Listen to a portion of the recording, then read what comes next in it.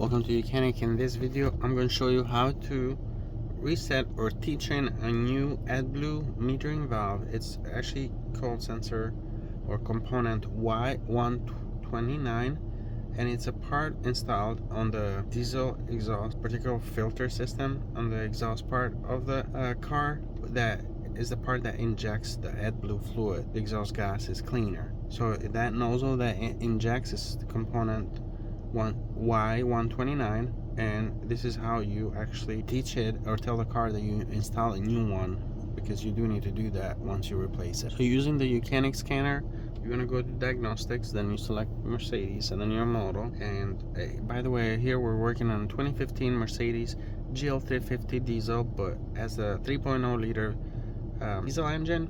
This engine is found in so many Mercedes, from the Sprinter to R-Class, ML350 and S350 Blue Tech and E-Class. It's a very popular engine. So procedure is the same. You're gonna go to Drive, Engine, Electronic, and then scroll down to Control Unit Adaptation. And then scroll down. You can do a lot of adaptations with this, by the way. Teaching new pressure control valve, a new DPF filter has been replaced. Reset a lot of adaptation data, like reset mass airflow, form resets when you replace air filter, NOx sensors. But you wanna come down here to teaching process after replacing component Y129 AdBlue metering valve. That's usually the name of it. Some people might call it AdBlue injector, but it's that part that sends the AdBlue DPF filter. To just select that, and it's telling you need to replace the component. It's no point doing this without replacing it. There's a reset, and that's it.